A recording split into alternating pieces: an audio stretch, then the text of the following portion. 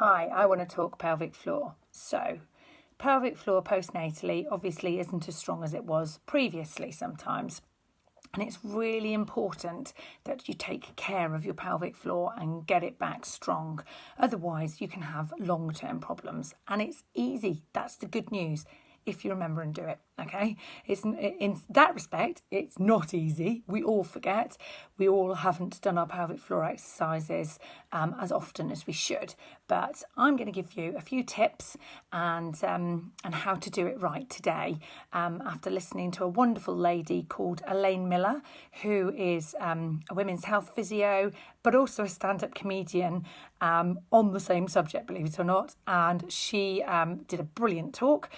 And so I'm going to share that knowledge with you today. First of all, I want to basically give you the statistics because this is the reason why we need to do it. 1 in 3 women wet themselves and 1 in 10 poo themselves after having children. So that is the reason to do something about it. The best news is the most common problems are stress incontinence. So when you laugh, when you sneeze, when you cough, when you jump, that is the most common problem for a little bit of leakage. So what we want to do is we want to fix that. And if you follow proper pelvic floor exercises, with 75% of women can cure that problem. That is brilliant, isn't it, to hear that?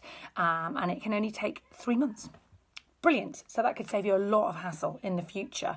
So one of the main reasons that women go into nursing homes is because of incontinence, can you believe? So let's use all these reasons to try and do it. It's definitely re-inspired me to get back on it. So the best command apparently to think of to help you do it right is to pretend you're stopping a fart. As Elaine said, it's going to be the smelliest, most horrible fart in the world, so you want to hold it in. That is holding your pelvic floor. So it's a squeeze and it's a lift, all right? That's what you need to do for holding your pelvic floor. And all you need to do is do that squeeze and lift, stopping that stinky fart, hold it for 10 seconds. Or, to begin with, as long as you can. If you start to feel it relax a bit, that's fine. That's fine. Just start trying to aim for 10 seconds and work your way up. 10 seconds. Hold it for 10 seconds. That's the long hold done. And then what you need to do is 10 quick, short squeeze and lifts. So 1 quick, short squeeze and lift, and then 10 altogether. So it's 1 10-second long hold one, and then 10 quick short ones. And you just have to do that 3 times a day for 3 months. And that can solve that stress incontinence within 3 months. That is brilliant news, isn't it? So, ladies, please get doing your pelvic floor. Stop all the long-going problems that you might have. You can be a week postnatal. You can have older children of 10, 11, 12, any age. You can have grown-up kids, but tell your friends, tell them to do something about it, talk about it, and share the knowledge, all right?